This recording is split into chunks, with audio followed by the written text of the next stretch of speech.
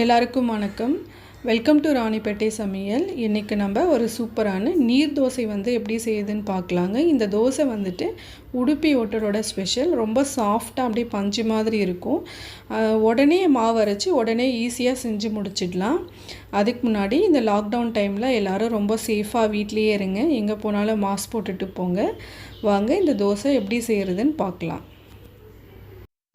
நான் நீர் தோசைக்கு வந்துட்டு 1.5 கப் அளவுக்கு பச்சரிசி வந்து எடுத்திருக்கேன். இந்த நீர் தோசைக்கு வந்துட்டு பச்சரிசி தான் வந்துட்டு ரொம்ப நல்லாயிருக்கும், அந்த ஃப்ளேவரும் டேஸ்ட்டும். இப்போ இதை ஒரு 3லேருந்து 4 முறை நல்லா கழுவி எடுத்துக்கலாம். இப்போ நான் நல்லா கழுவி முடிச்சிட்டேன். ஒரு 3-4 முறை கழுவி எடுத்துட்டேன். இப்போ இதில் தேவையான அளவு தண்ணி சேர்த்து ஒரு 3லேருந்து 4 மணி நேரம் நல்லா ஊற வச்சு எடுத்துக்கலாம்.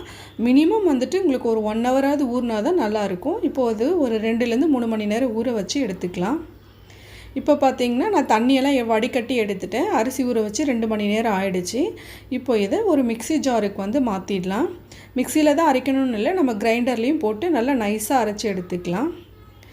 இப்போது நான் இந்த அரிசியோட ஒரு 1/2 கப் அளவுக்கு தேங்காய் துருவல் வந்து சேர்க்குறேன். நான் 1.5 கப் அரிசிக்கு 1/2 கப் அளவுக்கு நான் தேங்காய் துருவல் சேர்த்துருக்கேன். இப்போது இதை நல்லா அரைச்சி எடுத்துக்கலாம். இப்போ நான் 1.5 கப்பு வந்துட்டு அரிசி எடுத்திருந்தேன். அதுக்கு நான் 3 கப் அளவுக்கு தண்ணி வந்து எடுக்கிறேன்.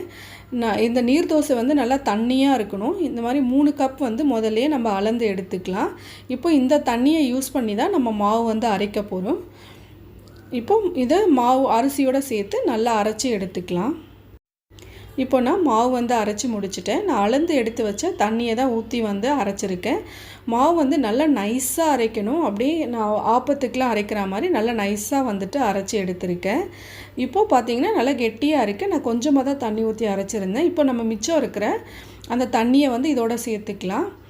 3 கப்பும் இப்போ நான் இதோட வந்து சேர்த்துட்டேன். இப்போ இந்த மாவுக்கு தேவையான உப்பு வந்து சேர்த்துக்கலாம். நான் வந்துட்டு 1/2 டீஸ்பூன் வந்து சேர்த்துருக்கேன். இப்போ உப்பு சேர்த்துட்டு இதை நல்லா மிக்ஸ் பண்ணி எடுத்துக்கலாம். இப்போ மிக்ஸ் பண்ணும் போதே பார்த்திங்கன்னா இன்னும் கொஞ்சம் கெட்டியாக இருக்க மாதிரி இருக்குது. அதனால் இன்னொரு 1/2 கப் அளவுக்கு தண்ணி சேர்த்துக்கலாம்.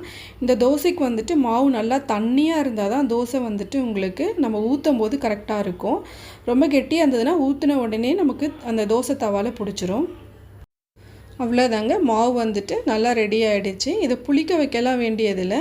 நம்ம அரைச்ச உடனேயே நம்ம தோசை வந்து செஞ்சிடலாம். இப்போ வாங்க எப்படி தோசை ஊற்றுறதுன்னு பார்க்கலாம். இப்போ நான் ஒரு நான்ஸ்டிக் பேன் ஒன்று எடுத்திருக்கேன். நான்ஸ்டிக் பேனாக இருந்தால் உங்களுக்கு ஊற்றி சுற்றுறதுக்கு கொஞ்சம் ஈஸியாக இருக்கும். இப்போ ஒரு கரண்டி மாவு எடுத்து ஊற்றி இப்படி லைட்டாக அதை நம்ம சுற்றி விட்டனாவே கரெக்டாக வந்துட்டு உங்களுக்கு ஃபுல்லாக ஸ்ப்ரெட் ஆகிடும். நம்ம தேய்க்கிறதோ அந்த மாதிரிலாம் எதுவும் செய்ய வேண்டாம். எங்கேயாவது ஓட்டை இருந்ததுன்னா கொஞ்சம் அங்கே மாவு ஊற்றி அதை ஃபில் பண்ணி விட்டுடலாம். ஊற்றின உடனே உங்களுக்கு கலர் வந்து மாற ஆரம்பிச்சிடும். உங்களுக்கு நல்ல தின்னான தோசையாக வந்துட்டு உங்களுக்கு வர ஆரம்பிச்சிடும். இது வந்து திருப்பியெல்லாம் போட தேவையில்லை, அப்படியே வந்து எடுத்துட வேண்டியது தான். இப்போ பார்த்திங்கன்னா உங்களுக்கு நல்லா அந்த ஒயிட் கலர் மாறிட்டு தோசை இப்போவே உங்களுக்கு வெந்துடுச்சு. இப்போ இதை வந்து நம்ம எடுத்துடலாம். இது வந்து திருப்பியெல்லாம் போட வேண்டாம், நம்ம அப்படியே கூட எடுத்துடலாம். அப்புறம் ஆயிலெலாம் நம்மளோட விருப்பம் தான், வேணும்னா போட்டுக்கலாம், இல்லைனாலும் விட்டுடலாம். இப்போ அவ்வளோதாங்க, தோசை வந்து வெந்துருச்சு. நான் இப்போ உங்களுக்கு எடுத்து காட்டுறேன். பார்த்திங்கன்னா அதுவே அழகாக வந்துடும். கரண்டி கூட எதுவும் தேவையில்லை, நம்ம கையை வச்சியே அப்படியே எடுத்துடலாம். உங்களுக்கு உடுப்பி ஹோட்டலெல்லாம் இந்த மாதிரி முக்கோண ஷேப்பில் தான் இந்த தோசையை வந்து கொடுப்பாங்க. அவ்வளோதாங்க, சூப்பரான நீர் தோசை வந்து ரெடி ஆகிடுச்சு. இந்த தோசைக்கு வந்துட்டு சாம்பார் தேங்காய் சட்னியெல்லாம் அவ்வளோவா நல்லா இருக்காது. கொஞ்சம் காரமாக இருக்கிற மாதிரி இருந்தால் தான் சாப்பிட ரொம்ப சூப்பராக இருக்கும். அவ்வளோதாங்க, சூப்பரான நீர் தோசை வந்து ரெடி ஆகிடுச்சு. இதே மாதிரி செஞ்சு பாருங்கள், எப்படி இருக்குன்னு சொல்லி கமெண்ட் பண்ணுங்கள். மறக்காமல் எங்கள் சேனலுக்கு சப்ஸ்கிரைப் பண்ணுங்கள். தேங்க்யூ.